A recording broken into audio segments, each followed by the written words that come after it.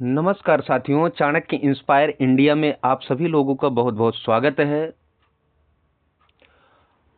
आज का विषय बहुत ही महत्वपूर्ण है आपके लिए।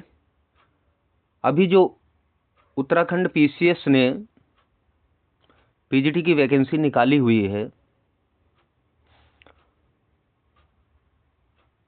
उसमें संस्कृत विषय के पाठ्यक्रम की आज मैं विस्तृत चर्चा आप सभी के साथ करने वाला हूं। देख सकते हैं अपना विषय संस्कृत है, तो जाहिर सी बात है कि हम लोग संस्कृत के ही पाठ्यक्रम की बातचीत करेंगे। उससे पहले एग्जाम पैटर्न को समझ लेते हैं कि परीक्षा किस प्रकार से होगी। तो जो प्रवक्ता पद के लिए अभ्यर्थी द्वारा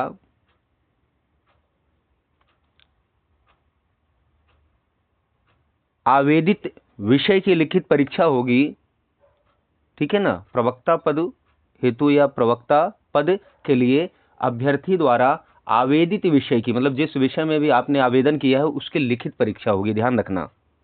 और उसमें भी प्रश्न पत्र वस्तुनिष्ठ एवं बहुविकल्पीय प्रकार के होंगे, मतलब ऑब्जेक्टिव भी होगा, सब्जेक्टिव भी होगा, दोनों प्रकार से परीक्षाएं होंगी। अर्थात ऑब्जेक्टिव एमसीक्यू जो आता था और बहुविकल्पी में आपको लिखना होता है, ठीक है ना। तो इस प्रकार से ये सारे प्रश्न आएंगे, मतलब परीक्षा में।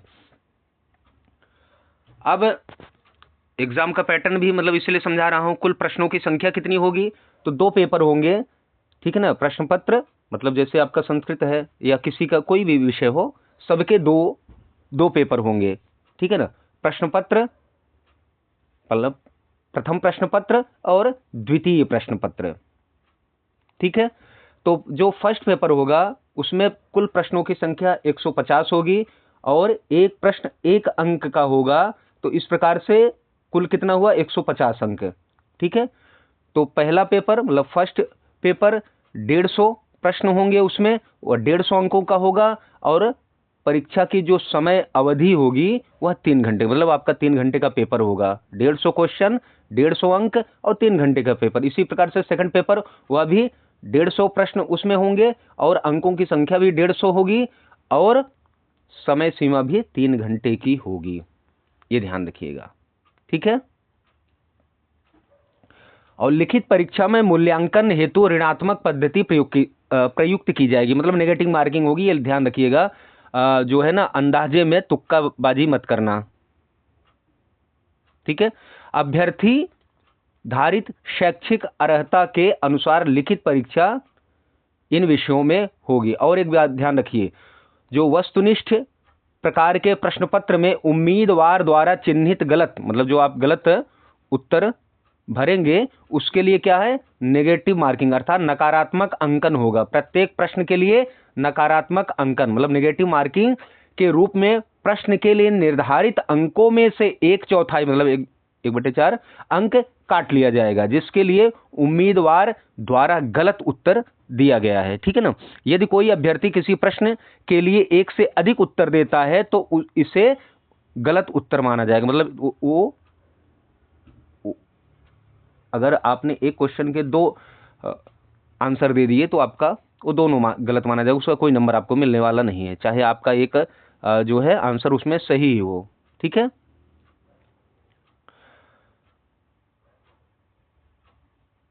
बात आप समझ गए ना, कि यदि कोई अभ्यर्थी किसी प्रश्न के लिए 1 से अधिक उत्तर देता है तो इसे गलत उत्तर माना जाएगा, भले ही दिए गए उत्तरों में से कोई एक सही क्यों ना हो। और उस प्रश्न के लिए उपरोक्त के समान ही नकारात्मक मतलब नेगेटिव मार्किंग का प्रावधान है। अब कह रहे हैं कि अंतिम चयन लिखित परीक्षा में उम्मीदवार के प्रदर्शन पर आधारित होगा, ठीक है ना। इंटरव्यू यहां नहीं है, ये ध्यान रखिएगा, ठीक है ना। 2 पेपर है और इंटरव्यू यहां नहीं है। अब आप समझ गए। चलिए अब आपको इसके पाठ्यक्रम के बारे में सूचना देता हूं। उससे पहले ये देखिए, पुस्तक है संस्कृत दर्पण, एनटीए यूजीसी नेट जेआरएफ हो, असिस्टेंट प्रोफेसर हो, और जो अभी ये सब सिलेबस लगा हुआ है आपका उत्तराखंड का, इसके लिए बहुत ही महत्वपूर्ण पुस्तक है। बहुत महत्वपूर्ण कहने से तात्पर्य यही है कि यह आपकी सफलता को सुनिश्चित करने वाली पुस्तक है। तो आप इसको ले सकते हैं चौखंबा ओरिएंटालिया से, और ऑनलाइन सभी प्लेटफॉर्म पर उपलब्ध है। ये है परीक्षा दर्शन। दर्शन से जितने भी प्रश्न आएंगे यहाँ पे व्याख्यात्मक उसका हल दिया गया है।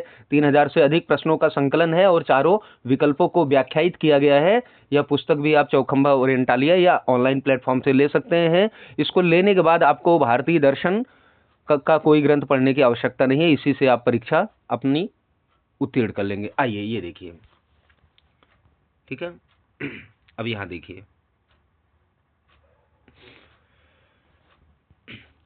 संस्कृत प्रथम प्रश्न पत्र, समय कितना है? 3 घंटा। ये देखिए, कुल प्रश्नों की संख्या 150, 150। अब विषय क्या है उसमें देखिए, आपका पहला टॉपिक जिसमें है संस्कृत वांग्मय का सामान्य परिचय, ठीक है। उसमें भी पहला क्या है? वैदिक साहित्य। वैदिक साहित्य। अब वैदिक साहित्य में आप जाएंगे तो वैदिक साहित्य का एक सामान्य परिचय हो गया और चारों संहिताएं हो गई, उनके बारे में आपको अध्ययन करना है, ठीक है। फिर वैदिक साहित्य का इतिहास, ठीक है ना, वैदिक साहित्य का इतिहास, इनके बारे में आपको अच्छे से पढ़ना है। फिर अगला टॉपिक है वेदों का काल। अब आप ये देखेंगे चाहे वैदिक साहित्य हो चाहे वेदों का काल हो, ये एनटीए यूजीसी नेट जेआरएफ में भी यही सिलेबस है, असिस्टेंट प्रोफेसर के सिलेबस में भी यही टॉपिक है, यूपीजीडीसी हो गया, जीआईसी हो गया, हर जगह आपको ये सारी चीजें उपलब्ध मिलेंगी, ठीक है। तो कॉमन ही है, मैक्स मुलर, वेबर, ए वेबर, जैकोबी, एम विंटरनित्स, बाल गंगाधर तिलक एवं परंपरागत भारतीय विचार, ठीक है। ये सारा है वेदों के काल में। आइए अब दूसरे में विषय वस्तु के नाम से टॉपिक जो है उसमें संहिता साहित्य सामान्य परिचय, ठीक है ना, संहिता साहित्य सामान्य परिचय। अब जो वैदिक साहित्य कहा था, वैदिक साहित्य में आपको क्या पढ़ना था?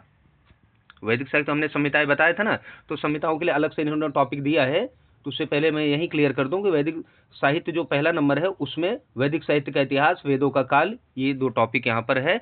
फिर विषय वस्तु में आएंगे वैदिक साहित्य के, उसी से रिलेटेड है। तो यहाँ देखिए, संहिता साहित्य मतलब चारों जो वेद हैं, चारों संहिताएं हैं, उसका सामान्य परिचय, ब्राह्मण ग्रंथों का सामान्य परिचय, आरण्यक ग्रंथों का सामान्य परिचय, ठीक है ना, कि कौन से वेद में कौन कौन से ब्राह्मण हैं, ठीक है ना, उनमें क्या क्या महत्वपूर्ण बातें हैं, उन सभी को आपको पढ़ना है उनके सामान्य परिचय के रूप में, ठीक है। फिर इसी में अगला टॉपिक है आपका उपनिषद, ठीक है। आइए, उपनिषद में आपको देखिए, इसमें कुछ ऐसा मेंशन नहीं किए हैं, ठीक है। ये फर्स्ट पेपर की बात बता रहा हूं, ध्यान रखिएगा। फर्स्ट पेपर जो पीजीटी के एग्जाम का जो फर्स्ट पेपर है 150 क्वेश्चन का, सेकंड पेपर में भी 150 क्वेश्चन है, लेकिन ये मैं फर्स्ट पेपर के सिलेबस को बता रहा हूं, ध्यान रखिएगा। उपनिषद में देखेंगे ईशा वास्योपनिषद, केनोपनिषद, कठोपनिषद, तैत्तिरीयोपनिषद, वृहदारण्यकोपनिषद, ठीक है। फिर वैदिक व्याख्या पद्धति, और उसमें भी प्राचीन एवं अर्वाचीन, मतलब पुरानी, मतलब प्राचीन भी पढ़ना है, अर्वाचीन पढ़ना है, दोनों आपको पढ़ना है। फिर वैदिक एवं लौकिक संस्कृत में अंतर, यह भी टॉपिक आपको पढ़ना है, ठीक है। आइए अब दूसरा इसका जो टॉपिक है देवता, पहला तो वैदिक साहित्य था, दूसरा देवता है। अब निम्नलिखित सूक्तों का अध्ययन करिए, इसके अंतर्गत निम्नलिखित सूक्तों का अध्ययन करना है। तो ऋग्वेद से संबंधित कौन से सूक्त हैं? अग्नि सूक्त है, इसमें 1.1 और 5.8 मतलब दो मंडलों का इसमें सूक्त समाहित हैं। फिर सवित्री सूक्त है 135 और 2.38, ठीक है ना, 1.35 और 2.38, ठीक है। इंद्र सूक्त 1.32 और 2.12, ये दोनों आपको मंडल के हैं। रुद्र में 114, हिरण्यगर्भ 10-121, पुरुष सूक्त 10-90, नासदी सूक्त 10-129, ये पूरे आपको पढ़ने हैं सारे सूक्त। फिर शुक्ल यजुर्वेद में आएंगे, शिव संकल्प सूक्त आपको पढ़ना है। अथर्ववेद में भूमि सूक्त का अध्ययन करना है आपको, ठीक है। यहाँ से प्रश्न आएंगे। आइए, तीसरा टॉपिक आपका यहाँ पर है वेदांग, ठीक है।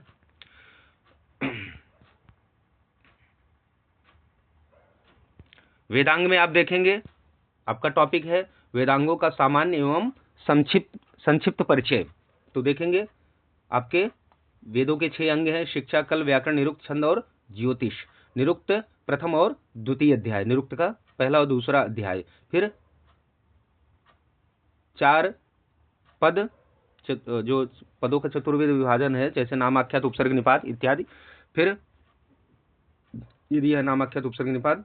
फिर क्रिया के 6 रूप मतलब षड्भाव विकार, निरुक्त के अध्ययन के उद्देश्य और निर्वचन के सिद्धांत, ये है। फिर कुछ निर्वचन दिए गए हैं, निरुक्तियां दी गई हैं। आचार्य, गो, वृत्र, आदित्य, वाक, नदी, पुत्र, अश्व, अग्नि, जातवेद, वैश्वानर और निघंटु, इतने आपकी निरुक्तियां आपको तैयार करनी है। आइए चौथा पॉइंट जो है इसमें, चौथा पार्ट कहिए, पॉइंट नहीं, भाग 4 में व्याकरण है। तो व्याकरण में पहले परिभाषाएं हैं, जिनमें संज्ञा सूत्र है, संहिता, गुण, वृद्धि, प्रातिपदिक, नदी, घी, उपधा, अपिक्त, 1 2 3 4 5 6 7 8 8 और कुछ हैं अभी, 9 10 11 12 13 14 15 16, टोटल 16 आपको ये सूत्र मिलेंगे, ठीक है ना, संज्ञा सूत्र इत्यादि। गति, पद, विभाषा, सवर्ण, टी, प्रगृह, सर्वनाम, निष्ठा, ये वही है जो नेट में आपने पढ़ा होगा ना, वही सारा सिलेबस कॉमन है, कुछ अलग नहीं है, ध्यान रखिएगा। फिर इसी में शब्द रूप, अब वहां पे शब्द रूप ही लिखकर छोड़ दिए थे मैंने आपको, फॉर एग्जाम्पल मतलब बता दिए भाई ऐसे ऐसे ये सारे शब्द रूप आपके लिए इंपॉर्टेंट, जैसे राम, हरि, सखी, रमा, मति, नदी, ज्ञान, वारी, मधु इत्यादि, ठीक है। फिर अब उसमें सुबंत था, हलंत, हलंत भी, हलंत शब्द रूप भी है, जैसे राजन, राजन हो गया, विद्वस हो गया। फिर सर्वनाम रूप और संख्यावाचक शब्द, यह भी आपके है। तो सर्वनाम में देखेंगे तो अस्मद, युष्मद, तत्, तीनों लिंगों में इत्यादि इसी प्रकार के आपके हैं। फिर संख्या, संस्कृत की संख्याओं को आप ध्यान से तैयार करना।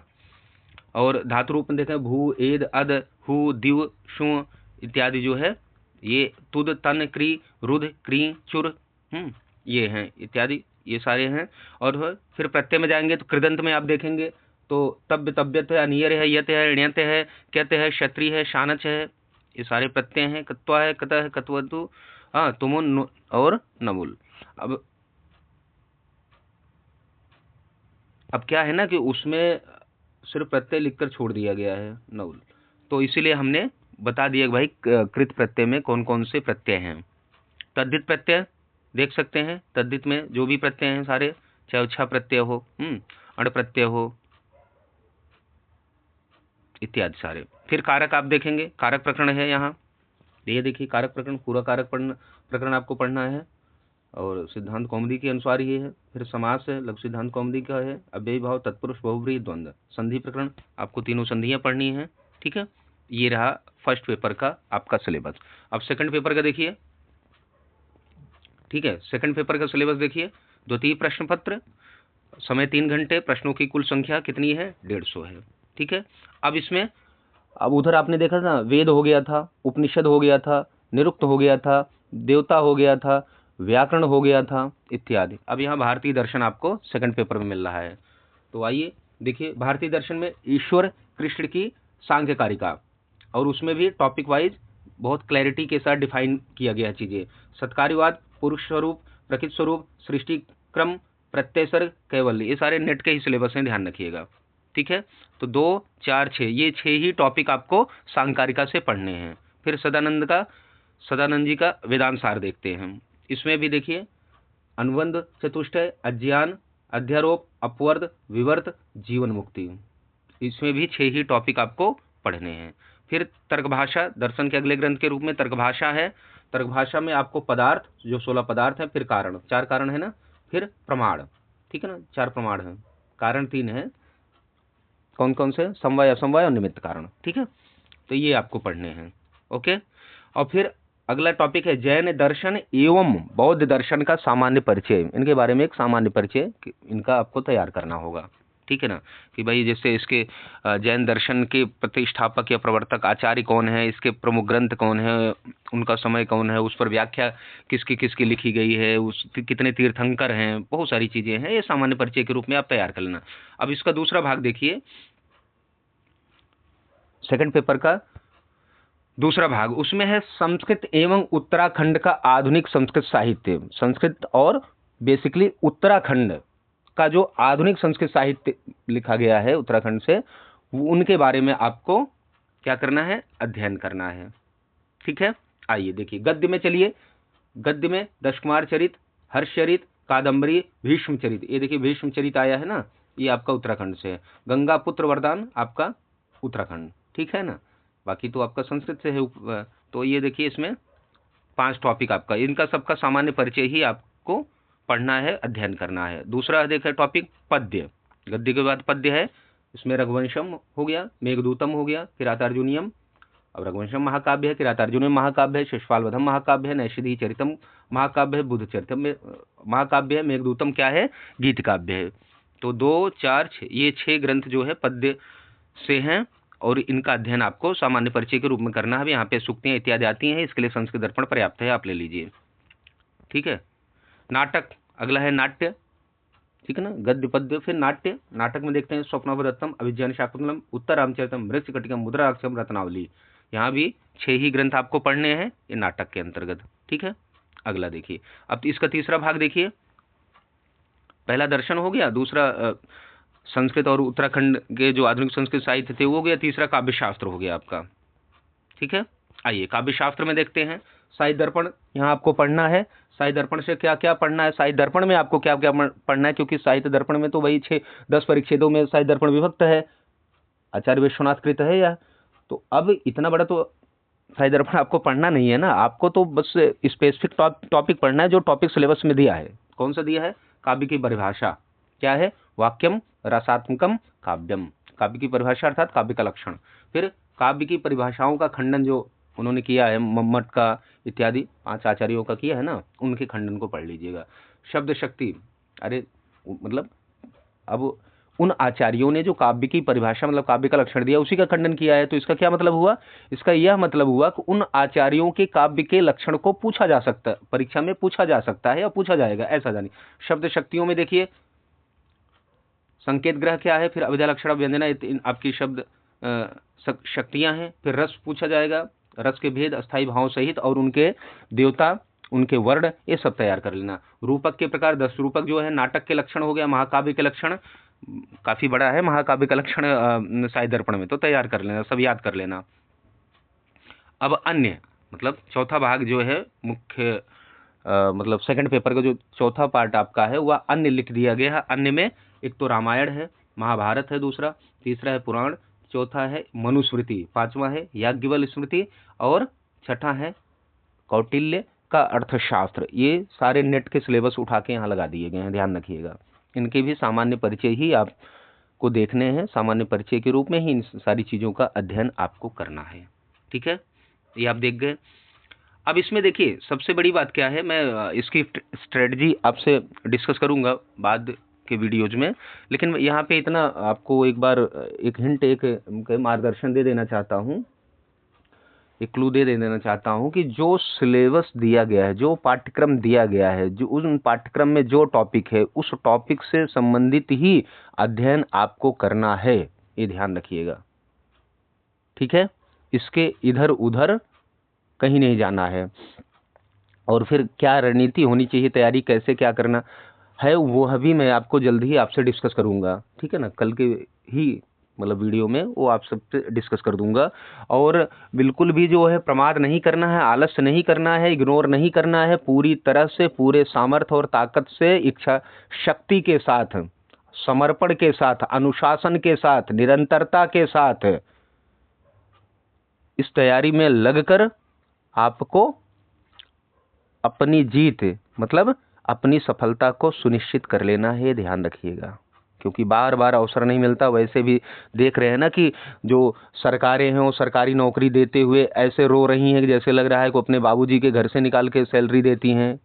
हमारे आपके ही टैक्स पेयर के ही तो पैसे हैं जो हमें सैलरी के रूप में दे रहे हैं। और मिडिल क्लास का स्वाभिमान और आत्मसम्मान होता है ये जो सरकारी जॉब होती है, गवर्नमेंट जॉब होती है। इसलिए मेरे साथियों, आप सबसे विनम्रता पूर्वक यह आग्रह है कि आप लोग अपनी तैयारी में बिल्कुल भी कोई प्रमाद, कोई भी लापरवाही मत करना, ठीक है।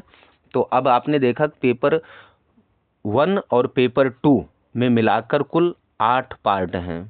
4 पार्ट इन्होंने पेपर फर्स्ट में रखा है और 4 पार्ट इन्होंने सेकंड में रखा है।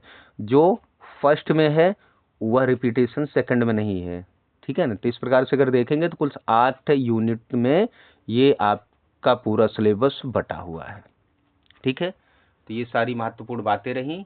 हम लोग फिर जल्दी से आपको मिलेंगे अन्य बातों के लिए। ये सभी चीज़ें आपसे आपके साथ निःशुल्क शेयर की जा रही हैं, मतलब इस चाणक्य इंस्पायर इंडिया के प्लेटफॉर्म पर सभी चीज़ें निःशुल्क आपके लिए उपलब्ध करवाई जा रही हैं। हाँ, टेस्ट सीरीज जल्दी ही शुरू किया जाएगा, ठीक है, जल्दी ही टेस्ट सीरीज नेक्स्ट मंथ से शुरू किया जाएगा, जो आपकी परीक्षा की तैयारी का आकलन करने का सबसे बढ़िया और सबसे मजबूत और सशक्त माध्यम होता है। तो वह भी टेस्ट सीरीज जो किया जाएगा बहुत मार्जिनल चार्जेज होंगे, मतलब बहुत कम फी होगी, जिससे आप अपनी तैयारी का आकलन बहुत आराम से कर सकें। तो मेरे प्यारे साथियों, मिलते हैं हम लोग एक नए विषय के साथ। तब तक के लिए आप सभी का बहुत बहुत धन्यवाद। चैनल को लाइक शेयर सब्सक्राइब करना ना भूलें प्लीज़।